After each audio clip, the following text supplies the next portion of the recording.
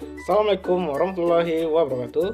Kembali lagi dengan saya Yoda Prudensia dari Universitas Bengkulu dari Fakultas Ekonomi dan Bisnis dengan jurusan akuntansi. Di sini saya akan membawa tema pada hari ini yaitu bagaimana sih peluang bisnis dalam sumber daya alam berupa karet dengan dosen mampu yaitu Ibu Dr. Rina Sutia Hayu SEMM. Sebelum saya menjelaskan bagaimana sih peluang bisnis dalam sumber daya alam berupa karet itu sendiri, saya ingin mengajak teman-teman yang menonton acara saya pada hari ini untuk menyaksikan video wawancara saya dengan salah satu petani karet di Bengkulu Utara. Mari kita simak terlebih dahulu videonya. Check it out. Assalamualaikum warahmatullahi wabarakatuh. Kembali lagi dengan saya Yoda Prudensia dari Universitas Bengkulu dari Fakultas Ekonomi dan Bisnis dengan jurusan akuntansi. Di sini saya akan membawa acara tentang bagaimana sih peluang bisnis dalam usaha sumber daya alam yang berupa karet. Di sini saya akan ditemani oleh narasumber yang terpercaya yaitu Bapak Agus. Beliau adalah salah satu petani karet yang berada di Bengkulu Utara. Bapak Agus, bagaimana sih peluang bisnis dalam sumber daya alam karet itu sendiri menurut Bapak? Untuk peluang bisnis karet di Bengkulu Utara ini sebenarnya bagus dan menjanjikan untuk masa depan anak-anak. Terus berapa tahun Bapak sudah menggeluti pekerjaan ini? Kira-kira 10 tahun kurang lebih. 10 tahun. Itu karet yang Bapak sadap, itu karet sendiri apa karet orang lain? Ada yang sendiri juga ada, yang orang lain juga ada. Ya, sebagaimana kayak orang di sinilah. Kalau nggak cukup, kita nyari punya orang. Nyada punya orang. Oh, terus kalau pembagian hasilnya sendiri, kalau nyadap karet orang lain gimana, Pak? Kalau kita nyadap orang karet orang, kita bagi dua. Misalkan dapat 100, kita 50, yang punya 50. Gitu. Besar ya. Besar nian peluangnya. Terus Pak, kalau harga karet sendiri sekarang sekitar berapa ya Pak? Kalau boleh tahu? Kalau sekarang kira-kira sekitar 7.000 lah. 7.000. Ya, untuk di Bengkulu Utara. Terus itu sudah memenuhi kebutuhan Bapak apa belum? Menurut Bapak? Sebenarnya dibilang cukup, dibilang enggak. Ya tergantung kita cara pengolahan uangnya sendiri itu. Tergantung cuaca juga. Kendalanya sih Pak apa sih? Ya itulah kendalanya itu. Ketika karet harganya bagus, cuaca tidak mendukung. Terus jalanannya juga becek, buruk. Sudah itu karet banyak yang mati juga. Dan setelahnya itu juga pabriknya jauh. Seandainya ada investor di sini, pabrik di sini, ya kita bisa makmur juga kayaknya. Terus Pak, kalau menurut Bapak sih saran untuk pemerintah gimana Pak? Kalau menurut saya atau saran saya ke pemerintah itu tolong diusahakan agar harga karet stabil, terus jalan perkebunan lancar, dan juga di pihak pertanian investornya juga suruh masuk sini, pihak pertanian juga turun tangan gimana cara penanggulangan atau supaya menghasilkan getah karet yang banyak, gitu aja. Wow, sungguh besar peluang dalam bisnis sumber daya alam karet. Kita dapat mengetahui dari wawancara saya sendiri tadi. Mungkin itu saja dalam wawancara saya kali ini. Kalau ada salah kata dalam pengucapan saya mohon maaf. Saya akhiri. Wassalamualaikum warahmatullahi wabarakatuh. Nah, setelah kita melihat video tadi, dapat kita bayangkan bagaimana sih peluang bisnis sumber daya alam berupa karet itu sendiri. Nah, langsung saja kita masuk ke materinya. Sebelum itu saya ingin menjelaskan apa sih sumber daya alam itu sendiri. Langsung saja. Apa sih sumber daya alam itu? Seperti yang kita secara umum ketahui, sumber daya alam atau SDA adalah segala sesuatu yang berasal dari alam yang dapat digunakan untuk memenuhi kebutuhan hidup manusia. Kemudian menurut para ahli, yang pertama, menurut Sueri Negara pada tahun 1977 mendefinisikan sumber daya alam sebagai unsur-unsur lingkungan alam meliputi fisik maupun hayati yang dibutuhkan manusia untuk memenuhi kebutuhan serta meningkatkan kesejahteraan hidup. Kedua, menurut J.A. Katili pada tahun 1983, pengertian sumber daya alam adalah seluruh unsur tata lingkungan geofisik yang nyata atau memiliki potensi untuk memenuhi kebutuhan manusia. Kemudian, menurut KBBI, yaitu sumber daya alam adalah seluruh potensi alam yang dapat dikembangkan untuk proses produksi. Kemudian, apa sih karet itu sendiri?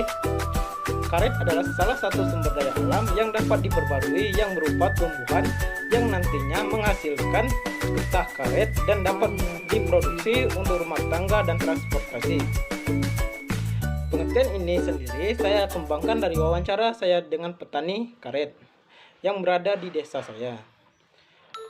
Lalu, bagaimana sih peluang bisnis dalam sumber daya alam berupa karet? Hal ini dapat kita lihat dalam tabel yang berada di kiri saya. Dapat kita lihat karet berada di posisi pertama dalam tabel produksi dan produktivitas tanaman perkebunan rakyat di Bengkulu Utara.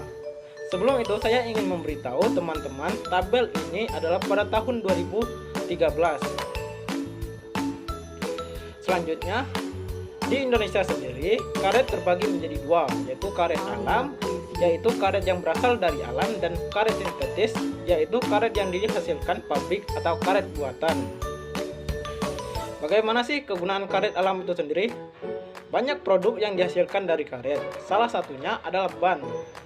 Jika kita dapat mengembangkan sumber daya alam ini dengan sebaik-baiknya, maka kegunaan karet itu sendiri dapat kita maksimalkan, dapat menjadi komoditi penghasilan terbesar di Indonesia sendiri. Lalu, dapat kita lihat di kiri saya, Indonesia menduduki posisi kedua setelah Thailand dalam produktivitas karet di dunia. Hal ini juga dapat memperbesar peluang kita dalam bisnis sumber daya alam karet, walaupun harga karet cenderung tidak stabil, tapi peluang bisnis itu sendiri sangatlah besar.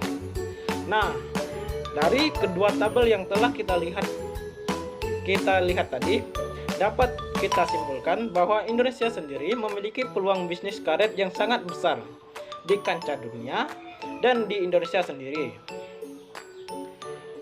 Selanjutnya, saya ingin menjelaskan tentang berapa tahun sih tanaman karet dapat bertahan dan dimanfaatkan. Dalam keadaan pertumbuhan normal, tanaman karet akan siap disadap pada umur 5-6 tahun. Tapi seringkali dijumpai tanaman belum siap disadap lebih dari 6 tahun akibat lingkungan dan pemeliharaan yang kurang mendukung pertumbuhan tanaman. Hal ini dari pengalaman petani karet yang saya wawancari pada video sebelumnya. Kemudian saya mengambil kutipan dari salah satu media internet yang menyatakan pemberian waktu tenggang sehari tersebut diharapkan batang mampu memperbaiki kondisi dan menghasilkan karet yang lebih banyak. Salah satu ujar dari bidang perkebunan pada Dinas Kehutanan dan Perkebunan Kabupaten Bangka Barat, Edi Usman di Muntok pada hari Jumat.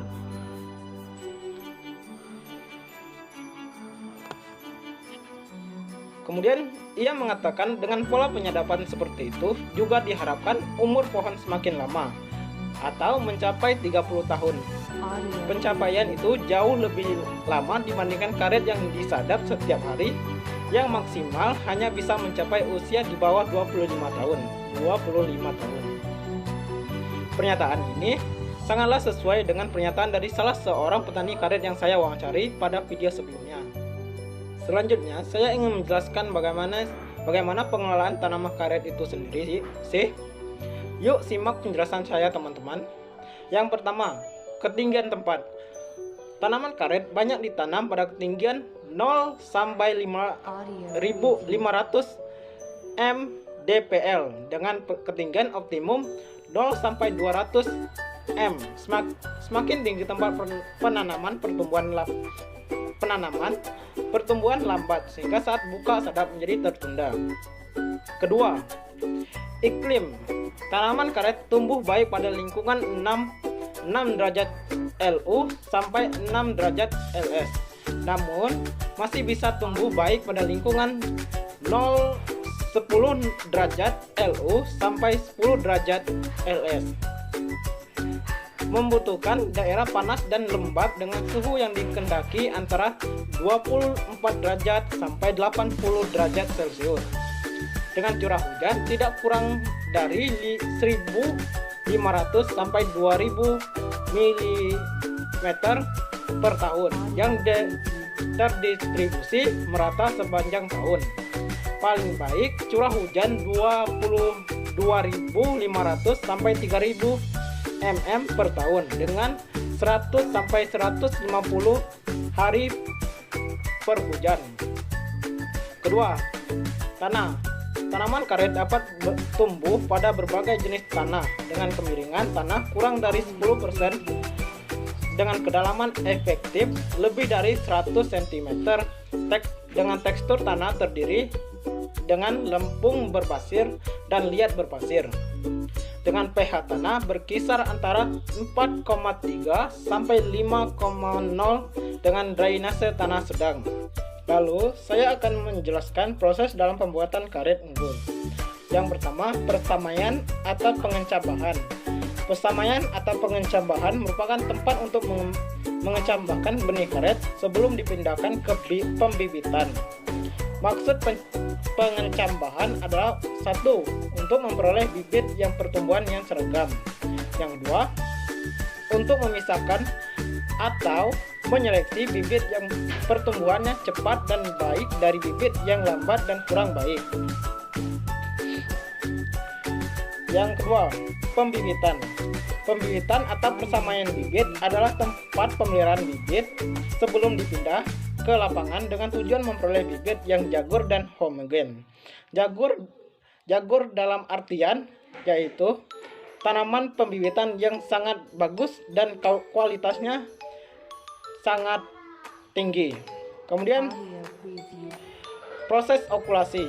Okulasi atau penempelan bertujuan untuk menyatukan sifat-sifat baik yang dimiliki oleh batang bawah atau stalk dengan batang atas atau spion yang ditempelkan kepadanya.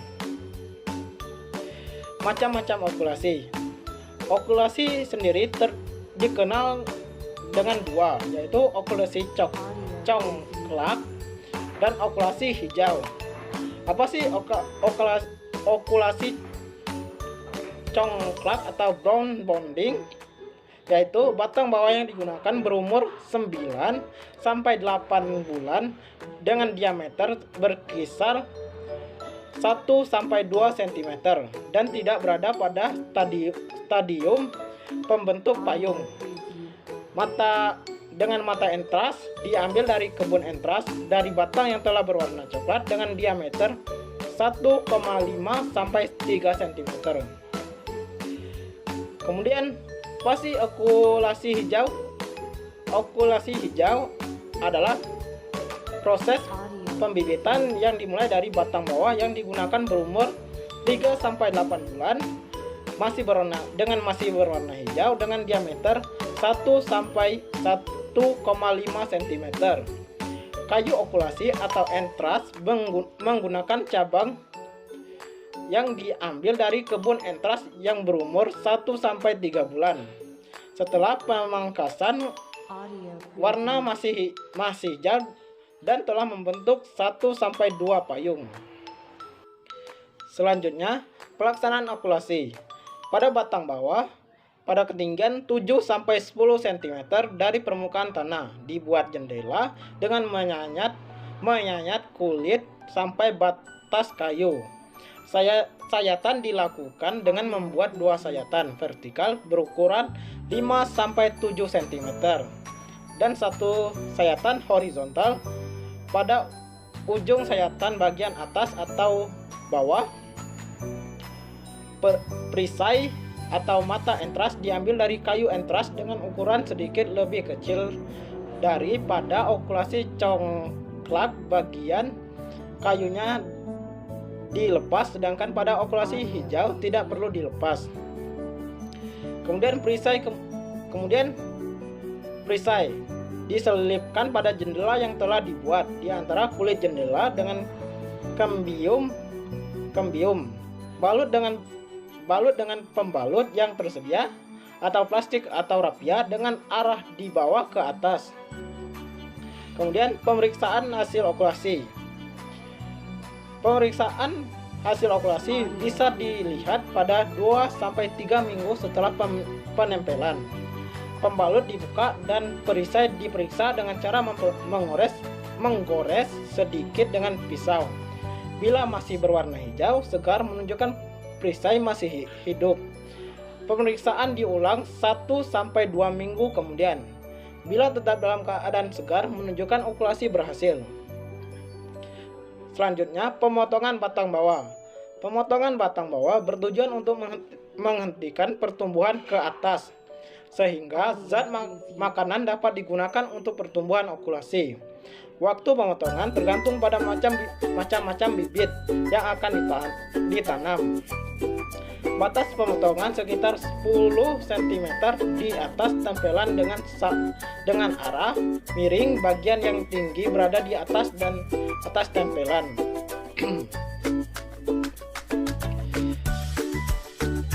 Selanjutnya, saya ingin menjelaskan tentang apa sih kendala dalam pertanian karet ini dan bagaimana sih saran dari petani karet kepada pemerintah. Berdasarkan dari wawancara saya kepada salah satu petani karet pada video sebelumnya, dapat saya simpulkan bahwa yang pertama, jalan yang ke tempat pertanian sangatlah sulit karena kondisi masih tanah biasa, belum diaspal. Yang kedua, cuaca yang kurang menentu. Yang ketiga, harga karet yang cenderung kurang stabil dan cenderung masih murah. Yang keempat, belum adanya investor yang mau bekerja sama dengan petani. Akibatnya bahan lahan yang belum diolah dengan semaksimal mungkin terjadi kehambatan.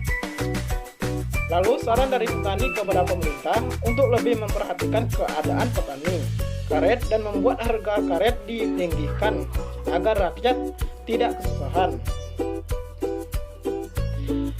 Mungkin itu saja penjelasan dari saya. Kalau ada salah kata dalam ucapan saya dan kurang dalam materi saya mohon maaf. Kepada Tuhan saya mohon ampun. Dan untuk info lebih lanjut, kalian bisa lihat di link di deskripsi di bawah. Saya akhiri. Wassalamualaikum warahmatullahi wabarakatuh. Jangan lupa like, share, dan komen karena itu adalah gratis di YouTube saya. Dan sampai jumpa di lain episode selanjutnya. See you, bye bye.